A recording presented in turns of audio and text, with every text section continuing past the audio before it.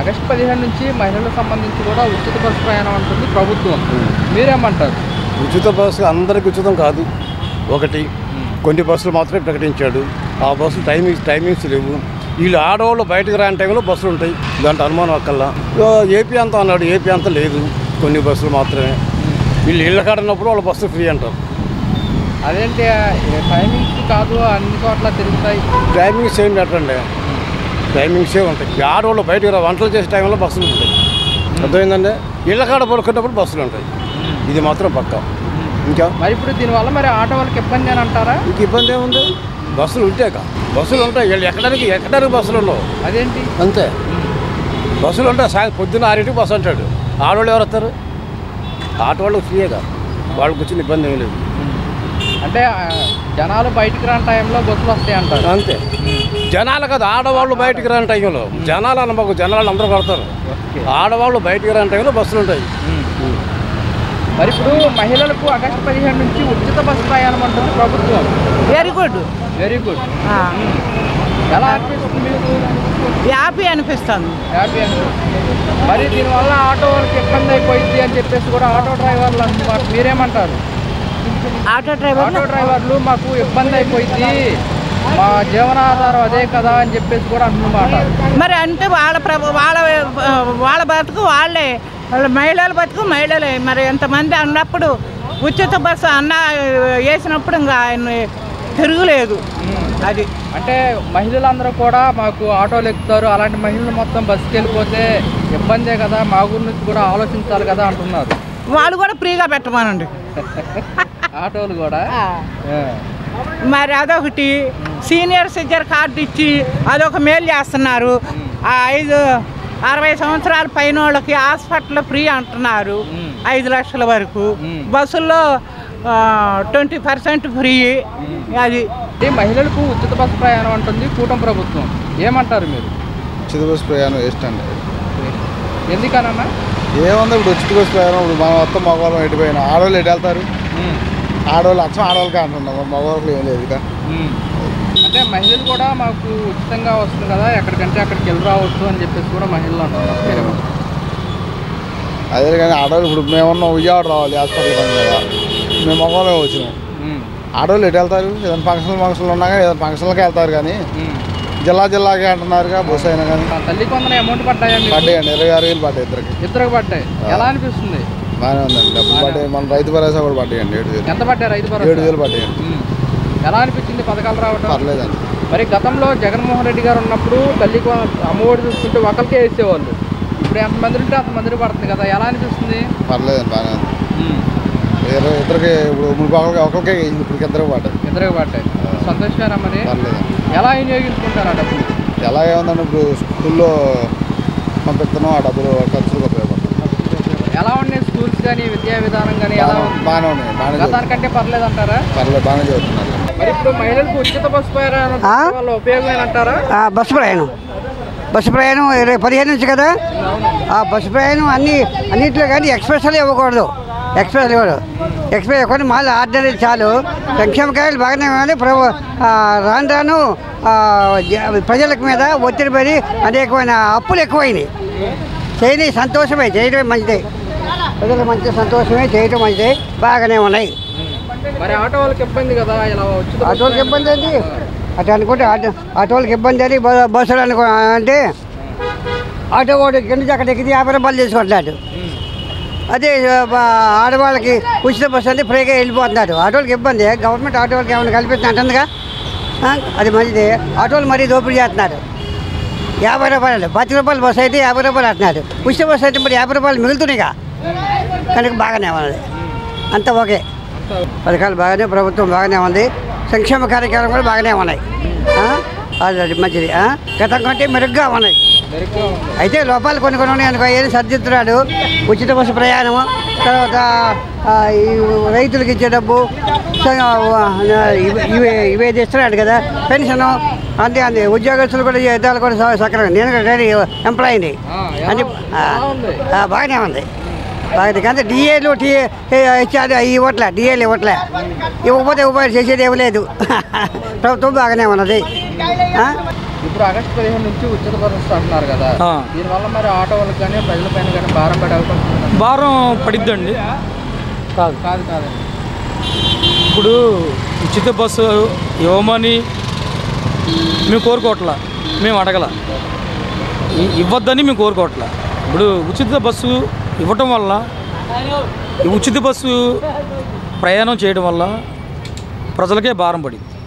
ఇవ్వకుండా ఉంటేనే బెటర్ అనిపిస్తుంది. ఎందుకంటే ఒక 1000 కోట్లు అవనివ్వండి, 2000 కోట్లు అవనివ్వండి, ఏపీ మొత్తం మీద భారమే కదా.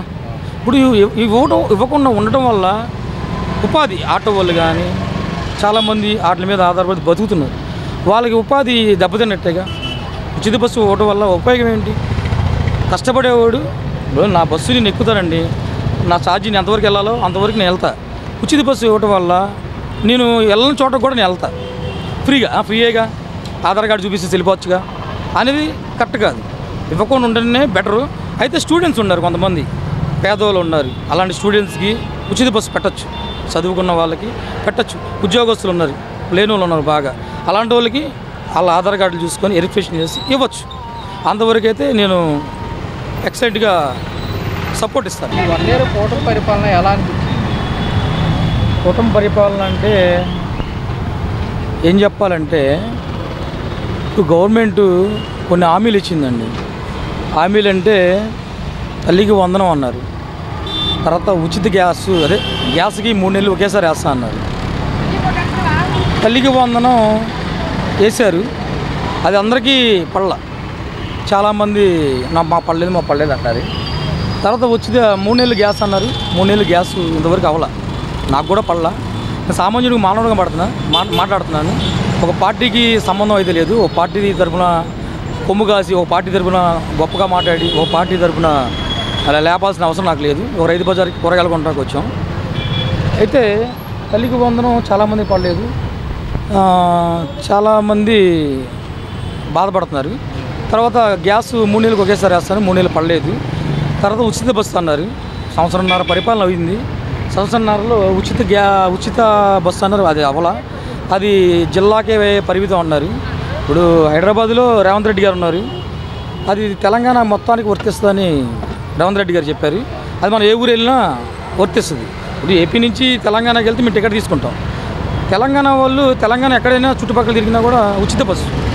అట్లాగే ఏపీలో కూడా ఉంటే మేము బాగుంటుందని ఆశిస్తున్నాం, బాగుండాలని. ఆ ఉచిత బస్సు ఎప్పుడు అమలుపరుస్తారో మాకు అయితే క్లారిటీ లేదు. ఆగస్టు 15 నుంచి అన్నారు, మరి అది క్లారిటీ అంటే ఇప్పుడు సంవత్సరం అయింది. ఇదిగో అంటున్నారు. అది ఎప్పుడు అనేది నెరవేర్చేదండి డిక్లేర్గా చెప్పట్లా. కరెక్ట్గా డిసిషన్ తీసుకొని పలానా రోజు అంటే అందరిలో వ్యతిరేకం రాదు. ఇదిగో అని, ఇదిగో పులి అదిగో మేక అంటే అది ఎప్పటికైనా గవర్నమెంట్కి వ్యతిరేకంగానే ఉంటుంది, పాజిటివ్గానే ఉంటుంది, అంటే యాంటీగానే ఉంటుంది. గవర్నమెంట్ ఎప్పుడు కూడా వాస్తవం మాట్లాడాలి. ఆ వాస్తవం అనే మాట గవర్నమెంట్ మాట్లాడట్లా. గ్యాస్ అంటున్నారు, 3 నెలలు గ్యాస్ అంటున్నారు, 3 నెలలు వేయలేదు, 3 నెలలు వేయలే. ఉచిత బస్సు అన్నారు, అది అమలు పరిస్థితి, ఇదిగో అన్నారు, అదిగో అన్నారు. తల్లికి వందనం అందరికీ వేయలే. పెన్షన్లు అందరికీ ఇప్పుడు ఫేకు పింఛన్లు ఉంటే తీసేయాలి, అది 100% మేము ఒప్పుకుంటాం. ఫేక్ ఇప్పుడు అవుట్లు చెయ్యి బాగానే ఉన్నా కూడా కొంతమంది పింఛన్ తీస్తున్నారు, అలాంటి వాళ్ళు కట్ చేయడం మాకు ఎక్సలెంట్, మేము ఒప్పుకుంటాం. మొన్న చంద్రబాబు నాయుడు గారు కూడా ఎక్కడ మోసం చేయకుండా, అన్యాయం చేయకుండా చేస్తూ ఉన్నారు. స్ట్రిక్ట్గా డిపార్ట్మెంట్ ఇప్పుడు బాగా వసూలు చేస్తున్నారు. హెల్మెట్కి 1030 రూపాయలు అంటున్నారు, లైసెన్స్ లేకపోతే అంటున్నారు. అవి బాగానే ఉన్నాయి. అందరిలో భయం ఉండాలి, అంతా కండిషన్ పర్ఫెక్ట్గా ఉండాలని మేము కోరుకుంటున్నాం. అదేంటంటే కొంతమంది పోలీసు వాళ్ళు ఈ మావోడే మా తాలూకా అంటే రాయట్ల కేసులు వదిలేస్తున్నారు. అన్న అని ఒక 500 చేతిలో పెడితే పంపించేస్తున్నారు. అలా కాకుండా స్ట్రిక్ట్గా పర్ఫెక్ట్గా పోలీస్ డిపార్ట్మెంట్ స్ట్రిక్ట్గా ఉండి ఇది అమలు పరిచేది బాగుంది. డిపార్ట్మెంట్ బాగానే చేస్తున్నారు. స్ట్రిక్ట్గా ఒక కానిస్టేబుల్ ఉన్నాడు, ఈ మావోడే సార్ వదిలేండి సార్ అంటే వాడికి రాయట్ల కేసు. అది మాత్రం తప్పది. ఇప్పుడు ఆడవాళ్ళకి రాస్తున్నారు కేసులు, మగవాళ్ళకి రాస్తున్నారు, ఫ్యామిలీ వెళ్ళినా రాస్తున్నారు. అది వాళ్ళకి లైసెన్స్ లేకపోతే మగవాళ్ళైనా ఆడవాళ్ళైనా ఒకటే, ఎవరికైనా న్యాయంగానే ఉండాలి. అది చేస్తున్నారు పర్ఫెక్ట్గా. కొంతమంది పోలీసులు మాత్రం చూసి చూడనట్టు వదిలేస్తున్నారు, కొంతమంది మాత్రం స్ట్రిక్ట్గానే ఫాలో అవుతున్నారు. కొంతమంది మొన్న నేను వీడియో చూశాను, ఫుల్ తాగేసి డ్రైవింగ్ చేస్తాడు, డ్రైవింగ్ లైసెన్స్ లేదు, అది ఆడ కాగితాలు ఆడ పేరు మీద లేవు. అయితే ఒక 500 కానిస్టేబుల్ చేతిలో పెడుతుంటే కానిస్టేబుల్ నాకు ఎందుకు ఇస్తున్నావు అంటున్నాడు. ఉంచుకోండి సార్, పంపించండి సార్ ఈ ఒక్క పూటకి. మా ఆవిడ ఒంట్లో బాగాలేదు, హాస్పిటల్లో జాయిన్ అయింది సార్. అలా వదిలేసి పంపించేస్తే కరెక్ట్ కాదు. అది స్ట్రిక్ట్గా ఉండి డిపార్ట్మెంట్ చేసేది బాగానే ఉంది. ఇంకా స్ట్రిక్ట్గా చేసుకొని డిపార్ట్మెంట్ పర్ఫెక్ట్గా ఉంటే మాత్రం మాకు ఎక్సలెంట్గా మేము యాక్సెప్ట్ చేస్తాం. కొంతమందిని వదులుతున్నారు, కొంతమందిని వదలట్లా. ఆ వ్యతిరేకం 50% వ్యతిరేకం ఉంది, 50% గుడ్డిగా ఉంది. అలా కాకుండా 100కు 100% స్ట్రిక్ట్గానే ఉండాలని మేము కోరుకుంటున్నాం. ఓకే. నెక్స్ట్ ఇప్పుడు మరి జగన్ గారు వచ్చే అవకాశం ఉందంటారా? ఉద్యోగం నెక్స్ట్ జగన్ గారు వస్తా అంటున్నారు, మళ్ళీ వచ్చే అవకాశం ఉందంటారా? ఏం చెప్పలేము. అయితే చంద్రబాబు బాగానే ఉన్నాడు, పరిపాలన బాగానే ఉంది, పరిపాలన బాగుంది. డెవలప్మెంట్ విషయానికి వస్తే ఏమంటారు? డెవలప్మెంట్ అర్థం కావట్లే. డెవలప్మెంట్ విషయానికి వస్తే ఏమంటారు? డెవలప్మెంట్ ప్రస్తుతం నెమ్మది ఒకేసారి డెవలప్ అవ్వదు కదా, నెమ్మది డెవలప్ అవుతూనే ఉంది. ఎలా ఉంది ప్రభుత్వం పనితీరు? బ్రహ్మాండంగా ఉందండి. అందరికీ పెన్షన్ అందుతుంది, పథకాలు అందుతున్నాయి, గ్యాస్ ముద్రలు పడుతున్నాయి, అన్నీ బాగానే ఉన్నాయి. అది మొన్న రీసెంట్గా పిల్లలకి తల్లికి వందనం కూడా వేయడం జరిగింది కదా, మాకు పడ్డాయి. అంటే మాకు పిల్లలు లేరు, మా పిల్లలకు పడ్డాయి. గతంలోనే ఒకరికి ఇప్పుడు ఎంతమంది ఉంటే అంతమంది వేస్తున్నారు. మాకు మట్టుకు ఒక బాబుకే పడ్డాయి. పిల్లలు ఎంటర్ అయిపోయింది. అది గతానికంటే పర్లేదంటారా? గతానికంటే 1000 రెట్లు మెరుగు ఆ జగన్ గారి ప్రభుత్వం. ఒక్క నిమిషం.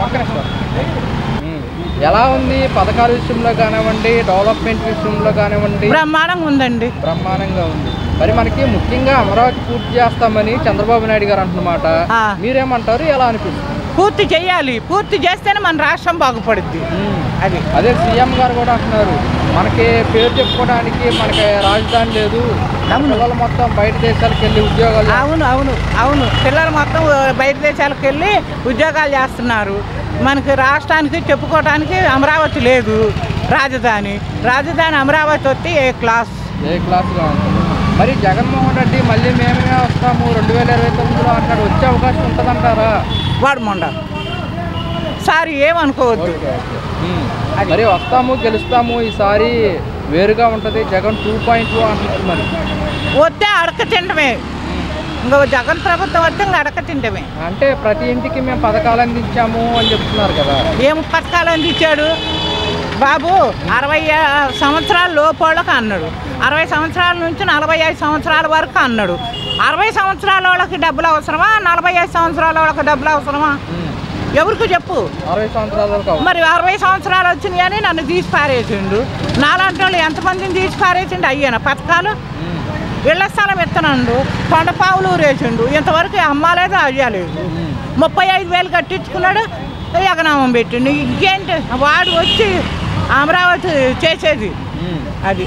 మరి వైసీపీ ఏమంటుందంటే మేమే పథకాలు ఎక్కువ ఇచ్చాము, కూటమి ప్రభుత్వం పథకాలు ఏమి ఇవ్వట్లేదు అంటున్నారు కదా. ఎవరికి వాళ్ళు చెప్పుకుంటారండి, ఇంకా అంతే. థ్యాంక్ యూ అమ్మా.